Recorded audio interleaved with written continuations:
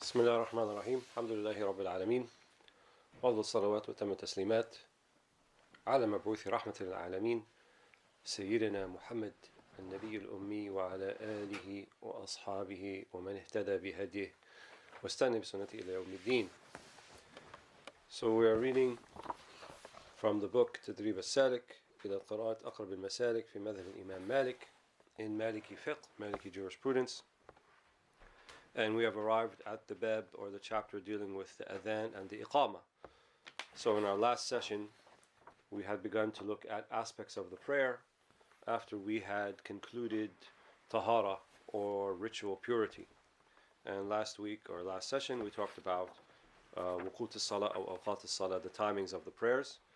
And the next natural or logical step, when we think about the ritual prayer or salah, is al-i'lan anha, which is to the manner by which we announce the prayer. And there's two basic sort of announcements that are made in Islam. One is an initial one called the Athan, which is the one that is generally used to bring people who may be from close by areas to come and join the congregational prayer. And then the Iqamah, which tells you, or that informs people that the prayer is imminent at that particular point. And this was something that the Prophet Muhammad ﷺ himself instituted when he established the ritual prayer in Al-Madinah Al-Munawwara ala sahibiha afdal salatu wassalam.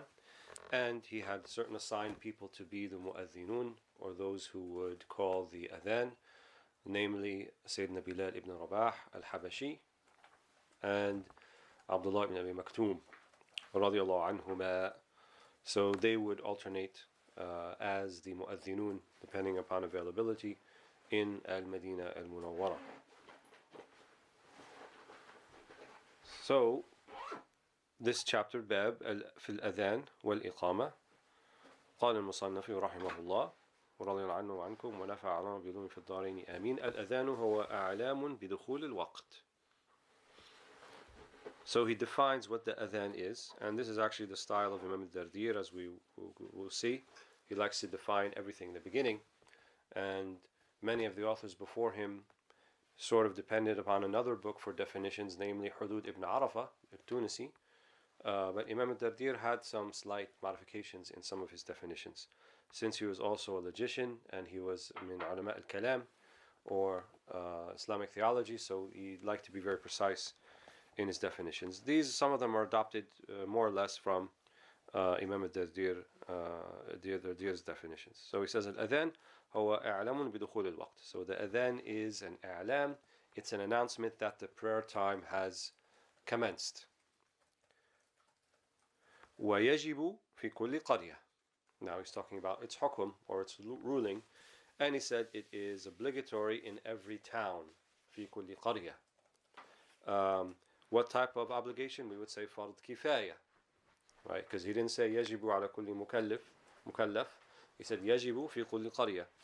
So every town where there is a settlement where Muslims are living, and one of the things that is a fard kifaya is that they have to establish a place of prayer. And this was one of the very first thing that the Prophet ﷺ actually did in Medina. After settling where he was going to settle, he established a place of prayer, the masjid. So the adhan then should be called at least within earshot of the people who would be able to pray within that particular place. So he says qarya, he didn't even say Medina. Qarya even means small town or village. So as long as it has a number of inhabitants who can come and gather to pray, then the adhan should be called in that particular place. ويسن في كل مسجد ولجماعة تطلب غيرها.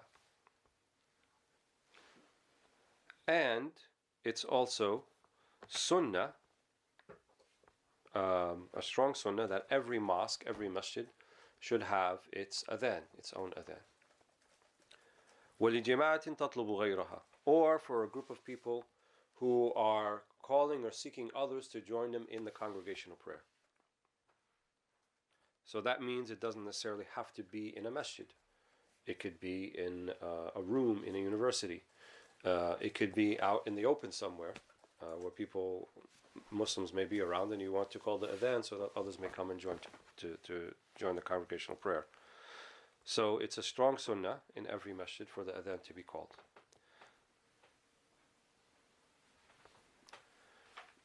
So we know it's wajib, fard kifaya, for a town, settlement, no matter how large or small it is.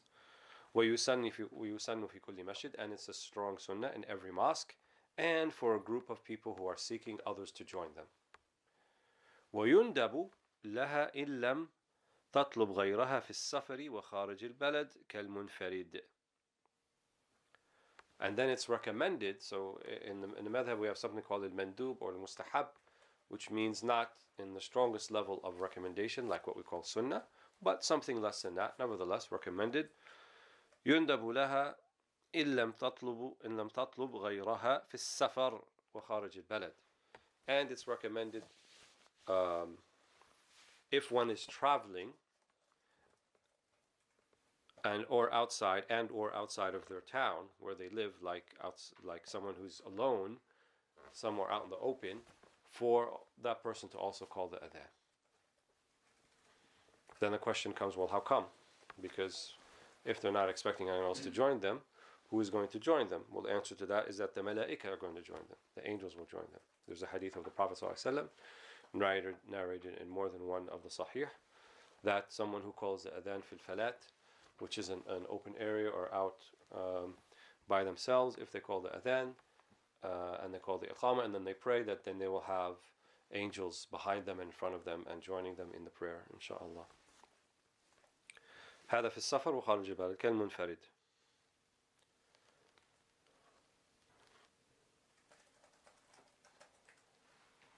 ويكره لهما في البلد, but it is disliked to call the adhan if you're not traveling, if you're not at a masjid and you don't expect another group to join you and you're in town or at home, then it would be disliked to call the adhan at that point. So like if you're getting together with a group of friends and you're somebody's house and this is where you actually live and you don't expect another group to join you, then you can call the adhan, but in the Maliki school it would be disliked to do so because it's not serving its purpose, which is to call others, whether they are actual human beings or they're the malaika. So that's how they interpret it.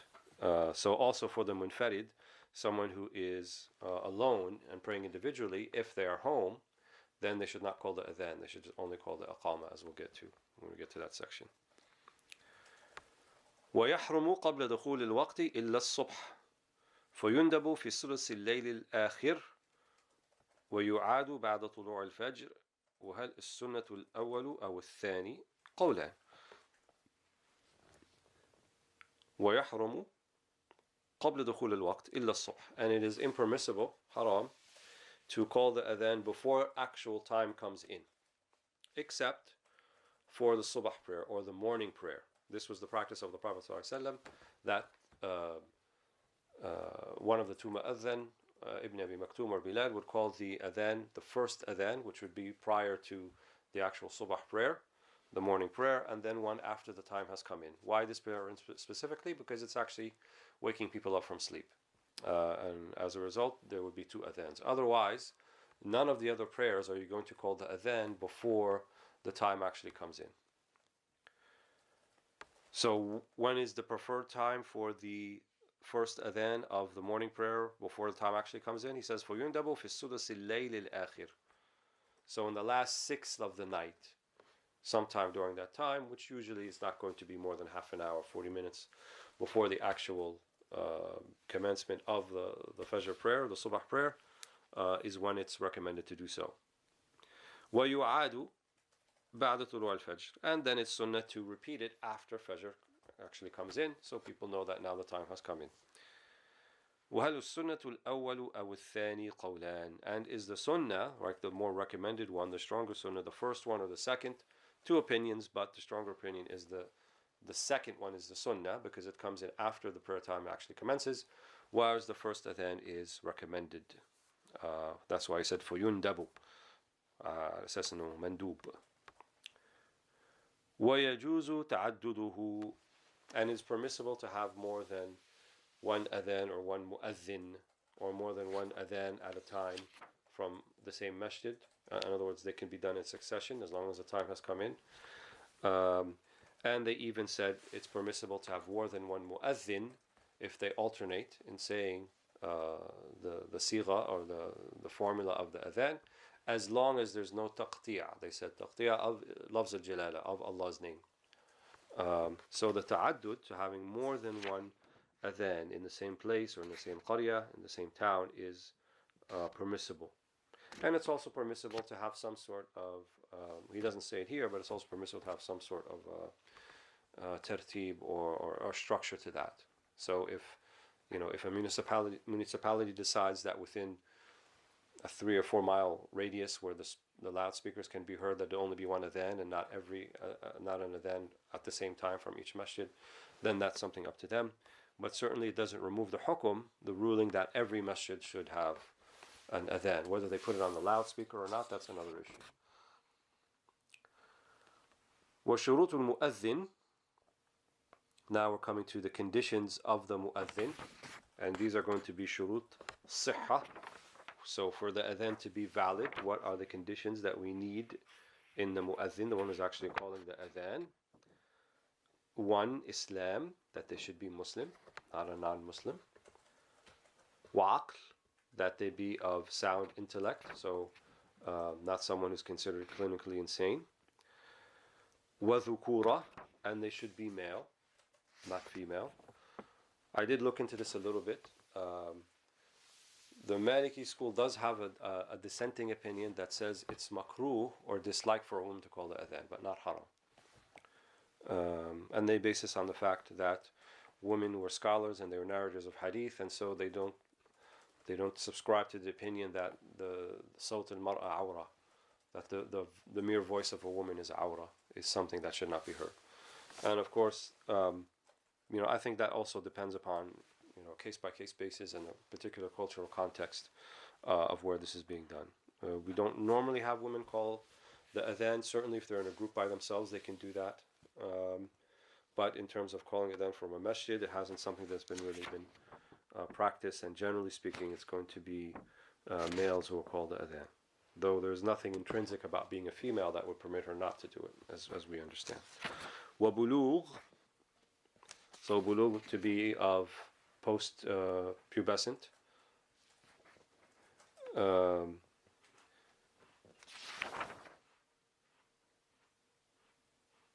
Unless they said if a young boy calls the adhan, then they have been told by someone who is baligh, someone who is an adult, that the time has come in.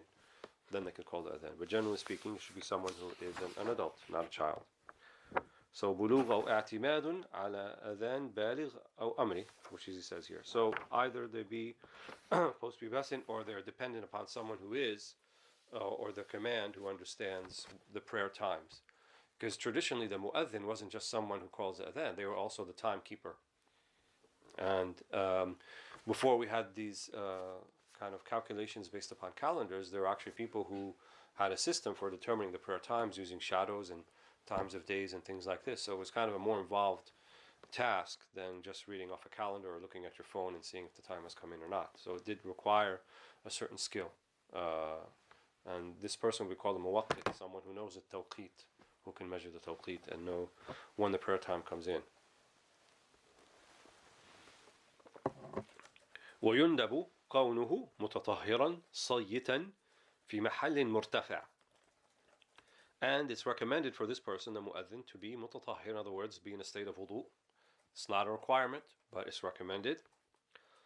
Sayyitan means min as-sawt, to have a good voice, or a loud voice, or not necessarily a melodious voice, but a voice that is not cacophony to people's ears. Someone whose voice will bring them closer to the prayer and not push them away. The Maliki scholars in general didn't like a very melodious adhan, as we hear in some countries. If you go to some countries where the Maliki school is dominant, like Morocco, Mauritania, you don't hear a very melodious type of adhan, like you might hear in Egypt or in Turkey. But nonetheless, they said that type of thing is permissible, but not to the extent where it becomes something that they would deem to be inappropriate for a call to prayer. Wallahu a'lam.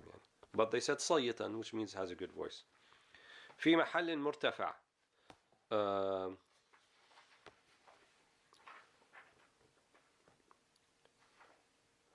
Which is to have a raised place. And that's really what the minarets were for to begin with. And a minaret in Arabic is called al-mi'dhana, right? Place of adhan, or the tool, the building that's used to call the adhan. So you find in many traditional masajid that were built centuries ago, there's kind of a spiral staircase usually that will take you all the way up to the mi'dhana to call the prayer. I actually went up one of them in Azhar in Egypt, and by the time I got up there I was dizzy.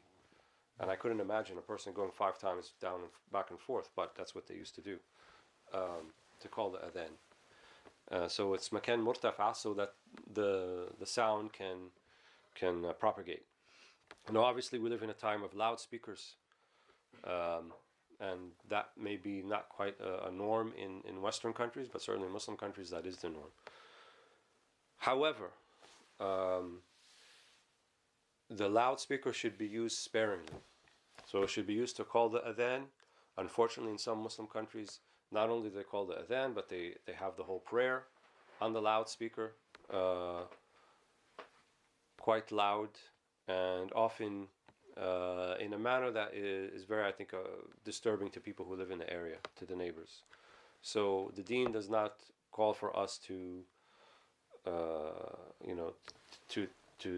practice it and to call people to it by way of disturbing them or offending them.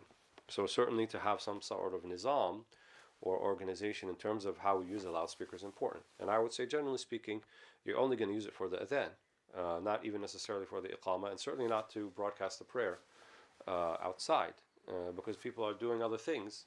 And yes, generally it's better to go to the congregational prayer, but people can be busy doing things that are also important.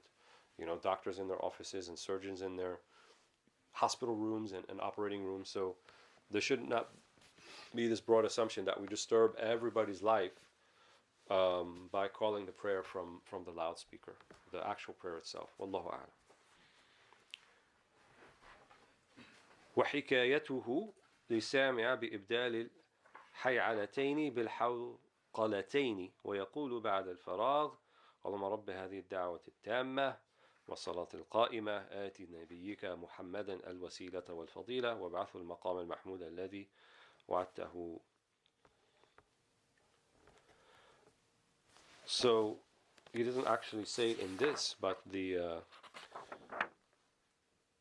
adhan itself in the Maliki school is, he brings it on later, is muthanna, which means that every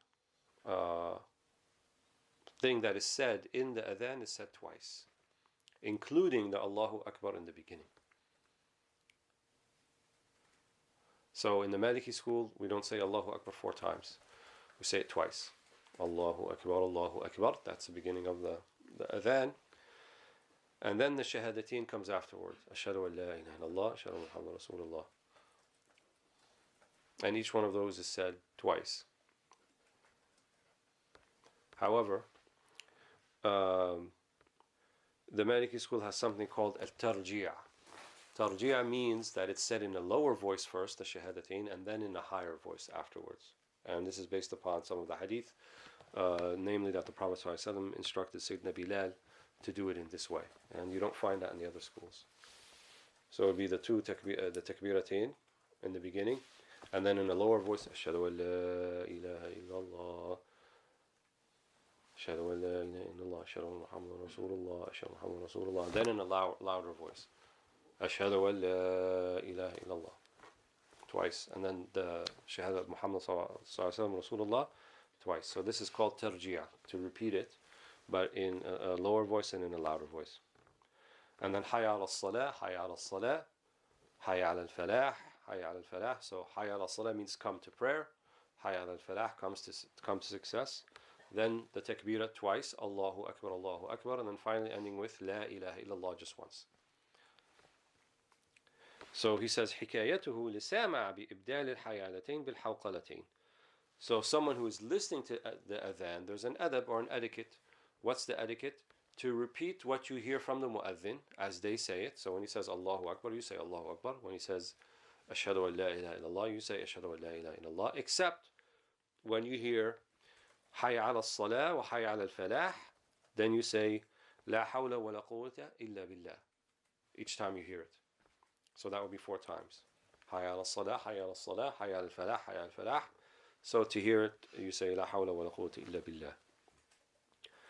And then تقول بعد الفراغ, after it's finished, the hadith of the Prophet ﷺ, or the dua that is in the hadith of the Prophet ﷺ, اللهم رب هذه الدعوة التامة وصلاة القائمة. So you're saying, Ya Allah, who is the Lord of this da'wah التامة, this complete call, this perfect call, وصلاة القائمة, and the impending prayer. آتي نبيك محمدا سيدنا محمد الوسيلة والفضيلة. Give your prophet, our Sayyid Muhammad, the wasila and the fadila. Right? Give him the means and the virtue. وَبَعْثُ الْمَقَامَ الْمَحْمُودِ, and give him the maqam al-mahmud, the most praised or the praised station. And this is maqam al-shafa'ah, that he will be the intercessor for all of creation on the day of judgment. الَّذِي وَعَدْتَهُ, the one that you promised to him. وفي صحيح الإمام مسلم من قال حين يسمع المؤذن وأنا أشهد أن لا إله إلا الله وحده لا شريك له وأن محمدا عبده ورسوله رضيت بالله ربا وبالإسلام دينا وبمحمد صلى الله عليه وسلم رسولا غفر له ذنبه. So the hadith of Muslim also, that whoever hears the mu'adhin and says the same as he does, and then ends with رضيت بالله ربا وبالإسلام دينا ومحمد صلى الله عليه وسلم رسولا, that I am pleased with Allah as my Lord and Islam as my deen and Muhammad sallallahu alaihi wasallam as my messenger, then his sins will be, or her sins will be forgiven.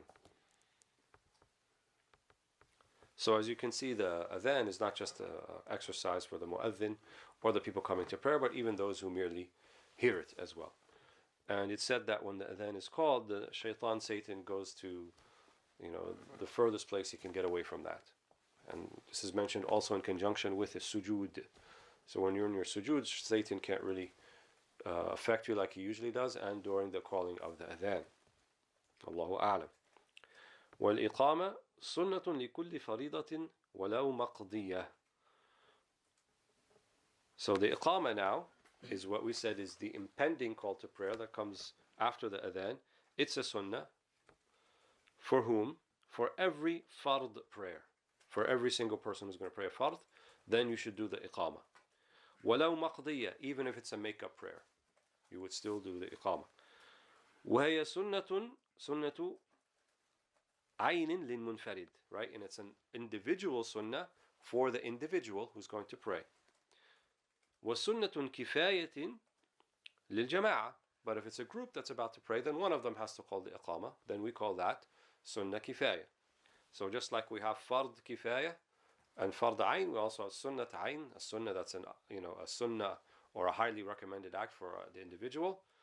I think I said obligation, I meant to say highly recommended before. And an act that is highly recommended for the group, which means that one of the group should be doing it or is highly recommended to do it. وَيَحْسُنُ مِنَ الْمَرْأَةِ إِقَامَتُهَا لِنَفْسِهَا سِرًّا. And also women should also be calling the iqama, even though they would do it sirra, in a lower voice, such as she hears herself. وَالْأَذَانُ مَوْقُوفٌ مُثَنَّى, as we said. The adhan is mawquf, so this particular way that I just described earlier, it's mawquf. Mawquf means the Prophet ﷺ specifically designated this way. Why is there a difference between the Maliki school in terms of the takbirah in the beginning? He says 2 and the others say 4. Imam Malik says that this is what he found the ulama of Medina doing, and that was the practice of the people of Medina, and so he continued that practice. The other schools understood the hadith to mean something like 4 rather than 2. Wallahu a'lam.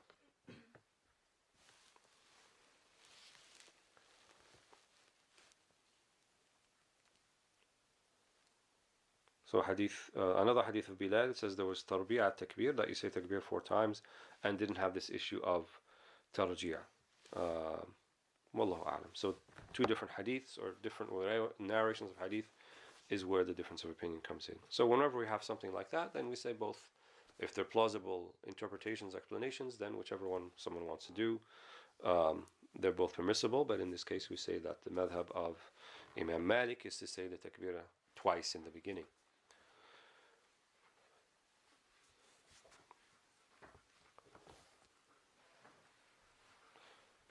وهي مفردة معربة. What's هي? الإقامة.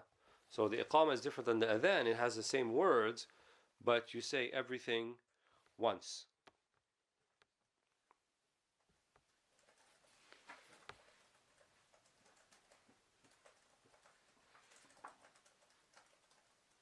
So you would say, except for the two takbiras in the beginning, everything is going to come once. Allahu Akbar, Allahu Akbar, ashhadu an la ilaha illallah, ashhadu anna Muhammadan Rasulullah, hayya ala salah, hayya al falah, qad iqamat as salah, just once, not twice. Other schools do it twice. And then Allahu Akbar, la ilaha illallah. So only the takbiras you're going to do twice, in the beginning, at the end, and then everything else is going to be said once, including qad qamat as salah for the Maliki iqama.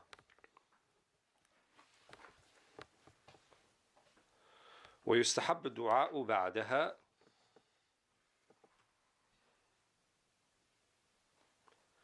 ولا يفصل بينها وبين الصلاة وإن طال أعيدت. This part where he says يستحب الدعاء بعدها, after the iqama, that's not what the dear stated. This is from the author of this book, Sheikh Abdul Aziz Muhammad al-Sheikh Mubarak. And generally speaking, what I know from the madhab is we don't really have dua istiftah. Dua istiftah means you don't say a dua after takbirat al-ihram, but you can say something before it. So there's no particular dua that's worded here that I'm aware of. You can say something like Subhanallah Rabbil Azim, Subhanallah Rabbil A'la, Subhanallah Bihamdi, Subhanallah Al-Azim, something like that, before you get into some sort of tasbih, and then the imam will say Allahu Akbar, or you, if you're praying by yourself, you say Allahu Akbar right after the iqama. Also for the iqama, once it is called, no one should begin a new prayer. So if you walk into the masjid and the iqama has been called, don't pray the sunnah, you should join the jama'ah. Or if they already started praying, that you should join the jama'ah. There's going to be very slight exceptions to that, but generally speaking, إذا أقيمت الصلاة فلا صلاة ولا كلام.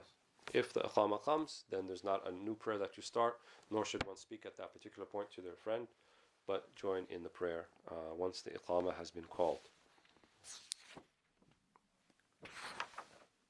So then that brings us into the next section, which we'll start, which is talking about shurut as-salah.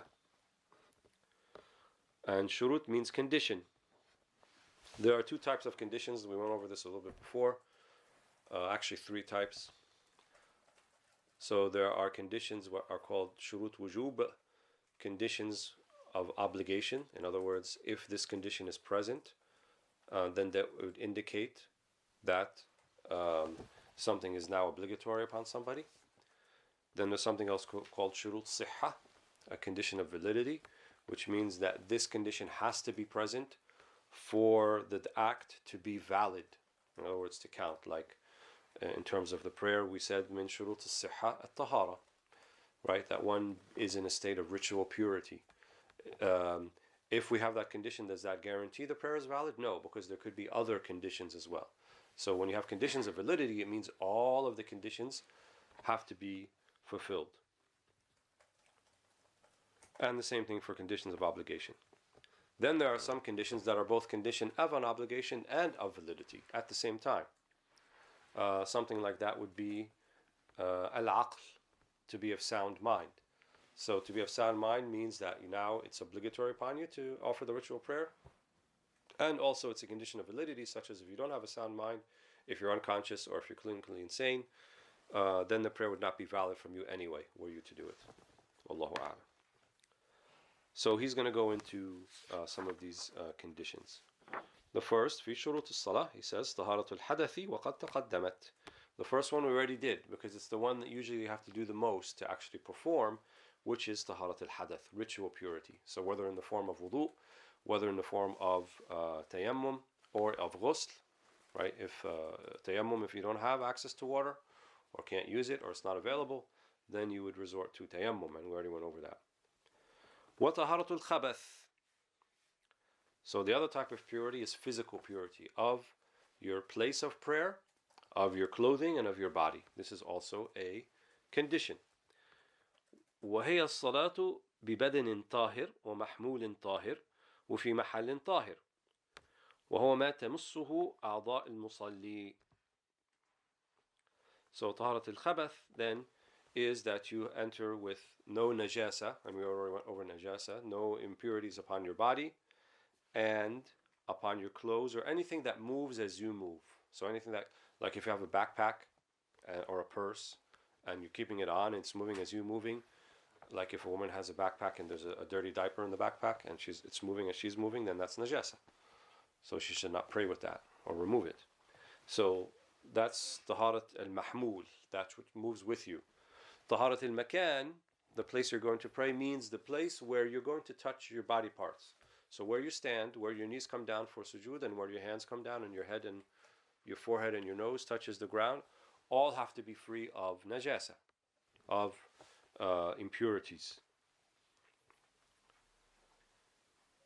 فإن صلى بالنجاسة عامدا قادرا بطلت وذكرها في الصلاة مبطل إن اتسع الوقت وقدر على رفعها وإن لم يذكر إلا بعد أن سلم أو عجز عن رفعها أعادها ندبا إذا قدر في الظهرين ما لم تصفر الشمس وفي العشاءين والصبح ما لم يطلع الفجر والشمس. So if someone prays with, here it says someone prays with the najasa on them, عامدا قادرا, العامد والقادر, right? So if you have it on you and you're aware of it, and nevertheless you pray with it, بطلت الصلاة, the prayer is invalid. If you're aware of it and you have the ability to remove it. If you don't have the ability to remove it, then that's another story we're going to get to in a second. وذكرها في الصلاة مبطل إن اتسع الوقت وقدر على رفعها. If you start praying and you weren't aware of it, and then you become aware of it, right? Or you're praying and you're praying outside and then a bird comes and kind of, does his business on you. Some people are more prone to that than others. Then at this point, you are aware that the najasa has come on you. So once the najasa is on you at this point, if there's enough time to leave the prayer, wash it off or change your clothing, and then come back and still have enough time before the prayer time is over, then it becomes obligatory upon you to do that. If you don't do that and you continue to pray, and then you finish the prayer and you didn't do that, then salah batlat. What if you're in the prayer and the bird comes and does his business and you didn't even notice it? You're not even aware, and you left and you finished praying, and then someone points it out to you. Do you have to repeat your prayer? You don't have to repeat it, but it would be desirable to if there's enough time still remaining, as we'll get to in a second. So also, al-qadr ala raf'iha, to have the ability to remove it. So let's say you have no water and you have no change of clothes. Then in this case, removing the najasa is not obligatory upon you, because it's preferred to pray with some najasa on you than to pray with some of your awra not covered, as we'll get to in a second. For a man, however, or a woman, if it's an outer garment and they still have an undergarment that's covering all of their awra, then they can take it off and they can still pray. So removing the najasa doesn't mean you have water necessarily to remove it, but you have whatever means that may be. Whether it's removing the garment and your awra is covered, then that's considered also removal of the najasa. وإن لم يذكر إلا بعد أن سلم أو عجز عن رفعها أعادها ندبا إذا قدر في الظهرين ما لم تصفر الشمس وفي العشاءين والصبح ما لم يطلع الفجر والشمس. And this is what I just said. So if you don't see it, you're not aware of it until after you say the salam, you've left the prayer, or you didn't have the ability to remove it for whatever reason, أعادها ندبا إذا قدر. Then you are to repeat it if you are able to do so, to remove the najasa in the time. Which time? في الظهرين ما لم تصفر الشمس. So for dhuhr and asr, as long as we don't get to al-isfirar of the Shams. So for Dhuhr, that means we're getting into the Waqt al-Daruri. And for Asr, it's still the Waqt al-Ikhtiyari. وفي العشاءين والصبح ما لم يطلع الفجر والشمس. So for the Isha'ain, Maghrib and Isha, then you are to repeat it up until Fajr. And for the Subh, up until the sun rises, obviously. And that's when the prayer time ends. But if you pray Fajr, for example, you said Salaam Alaikum, then you went about your business, the sun rose, and then you notice when you're taking off your garment that there's some najasa on it, then there's no repetition for you, because you were not aware of it when it happened.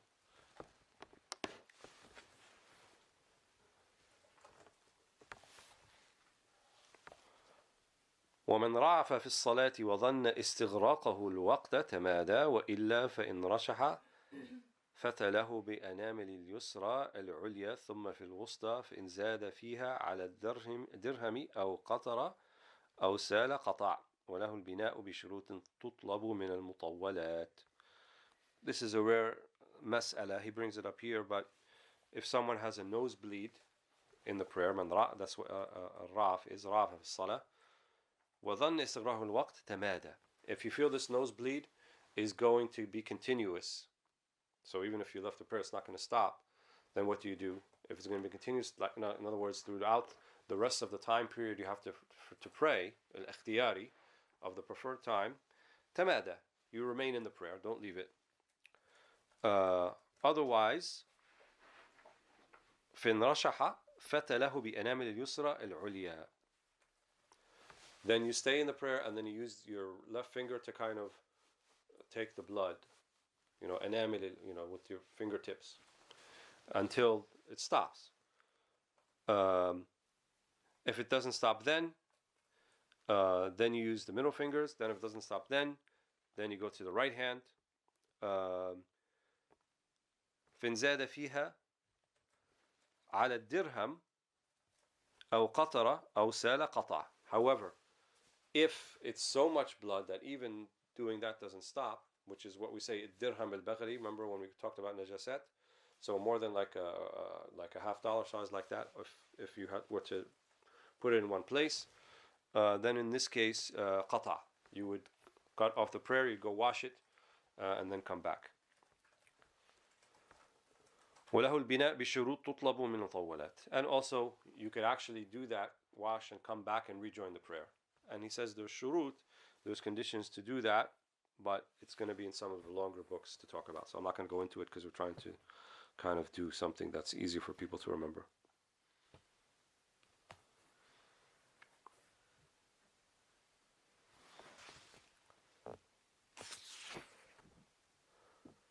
And that is the section for the shurut al-salah in terms of najasa. The next section he's going to talk about satr al-awra, or the covering of one's nakedness, and we'll do that too, I think. So faslun fi satr al-awra, which is the covering of one's nakedness, and this actually applies to in the prayer and outside of the prayer. And I'm not aware in the Maliki Fiqh books that covering of one's body and the proper covering comes in any other section except right here. So he says يجب على الرجل والأمة ستر ما بين السرة والركبة بكثيف وتبطل صلاة الرجل بكشف السوأتين والأمة بهما وبالإليتين ويعيد الرجل في الوقت للإليتين والأمة للفخذين. So before I read this section, in kind of pre-modern practice of Islam, which it's not an issue anymore, but there were people who were bondsmen or bondmaidens, people who were slaves in society.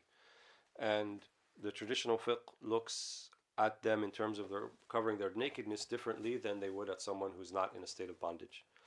And usually the reason cited is that the nature of them being out and their work and so forth, and even I would say most of them were somewhat destitute and didn't have enough clothes. That was kind of a thing for a long time. They're required to cover less of themselves than someone who has the means to and is considered a free person. So that's why he puts a man and an emma, who is a bondwoman or a captive woman, in the same category.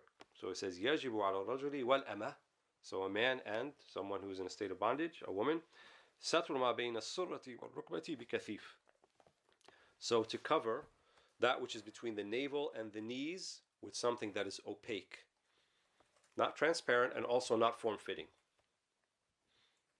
Though he doesn't say distinctly here, but kathif is mean that also. Wasa, enough.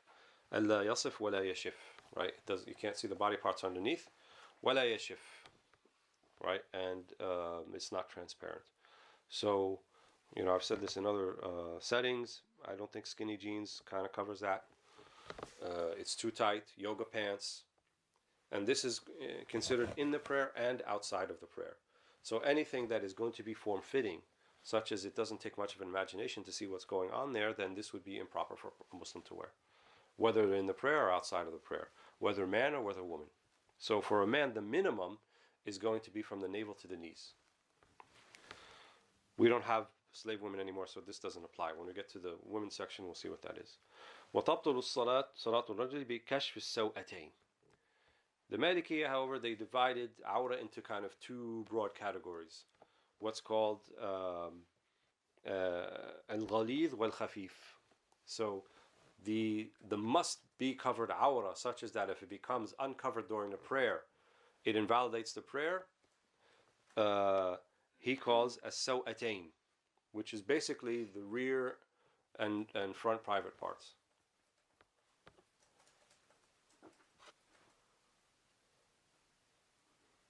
That's the minimum. That doesn't mean you go into the prayer like that.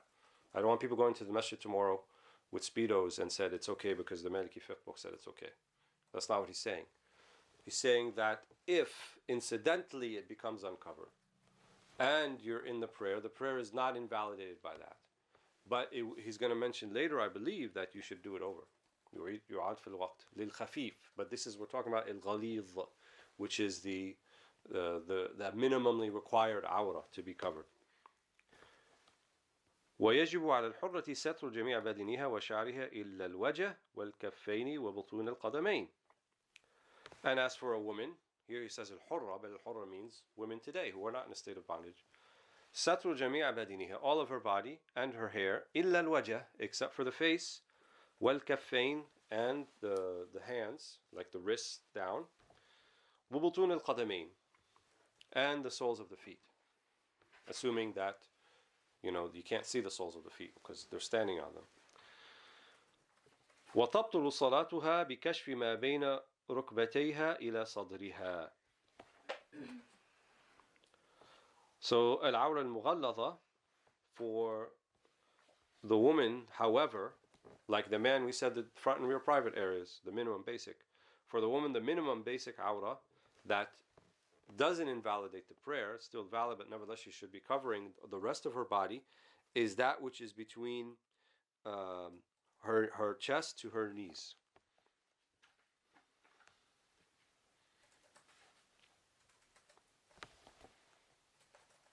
So when does that become like an issue? If a woman prays, for example, and she's wearing hijab and everything, and she prays and she says, Assalamu alaikum, she goes home. She prayed Dhuhr, Maghrib is coming already, she already prayed Asr. And as she's getting in her house and she looks in the mirror, she knows that a lock of hair is coming out from the back of her hijab. Does she have to redo all those prayers? No, she does not. Because in the Maliki school, that's not from what we call al-awra al-mughalladha. It's from al-awra al-mukhaffafa. Al-awra al-mukhaffafa, which is the lighter awra. It's haram to show it. Let's be clear about that. However, if during the course of the prayer it becomes uncovered for whatever reason and you're not aware of it, it does not nullify or invalidate your prayer. Your prayer is still valid. وَتُعِيدُ لِغَيْرِ ذَلِكَ فِي الْوَقْتِ. And this is what we just said. So,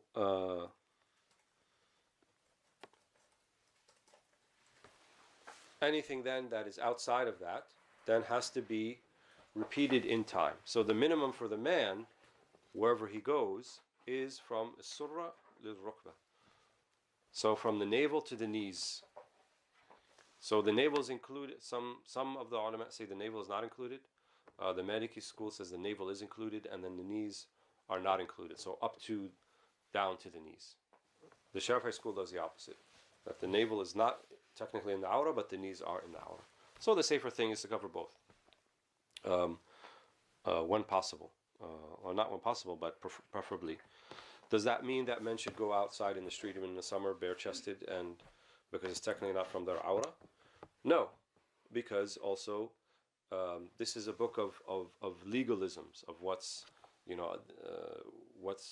what invalidates, what's valid, what's halal, what's haram. But then we have something called adab, and what's proper and what's appropriate and what's etiquette. So it's not from etiquette to go outside bare-chested, just walking around. If they're in a swimming pool, they're at a lake, that's something else. But generally speaking, they should not enter the prayer with their shoulders uncovered, and they should preferably have something that covers both shoulders at the very minimum. Short sleeves, long sleeves, that's a different issue. But at the very minimum, not to have something where shoulders are uncovered or where the chest is uncovered. This is for a man. And also not to have anything too form-fitting. So the type of clothing that many people wear today, both men and women, even though they may be wearing hijab, or he may have everything from his navel to his knees covered, but it's too tight, and body parts can be seen underneath. So that's not a proper covering of the awrah, even though it's fashionable.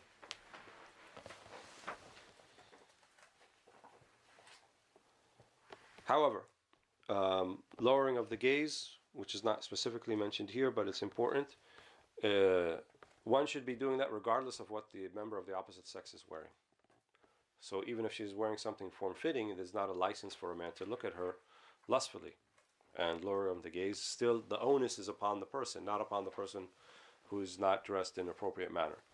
Them not being dressed in an appropriate manner is kind of outside of that importance. It doesn't remove the obligation from either party, from either member of the opposite sex, to not look lustfully at another member of the opposite sex. ومن عنده ثوب حرير وثوب متنجس يقدم الحرير فإن لم يجد إلا المتنجس ولم يقدر على غسله صلى به. So here he brings like a scenario that not very likely to happen, but just in case. If you only have clothing, either it's silk, so a man can't wear 100% silk, but let's say, for argument's sake, you have silk, and you have thob mutanajjis, you have clothing that but has najasa on it. Which one do you choose? They're both not proper, but you need to cover your awrah. He says, يُقَدِّمُ الْحَرِيرِ. The silk is preferred over the one that is sullied with something that is najasa. فَإِن لَمْ يَجِدْ إِلَّا الْمُتَنَجِّسَ وَلَمْ يَقْدِرْ عَلَى غَسْلِهِ صَلَّى بِهِ. However, if he only has clothing that's mutanajjis, that is nullified with some sort of najasa, then he is to pray with that. As opposed to what? As opposed to praying naked. So praying with something with najasa on it is better than praying with no clothing at all. Wallahu ta'ala a'la wa a'lam. So we're going to stop here, inshallah, for this session. Next time we'll look at another shart sihha, condition of validity of the prayer, and that's namely istiqbal al-qibla, or facing the Mecca prayer direction when you are praying. Alhamdulillah Rabbil Alameen.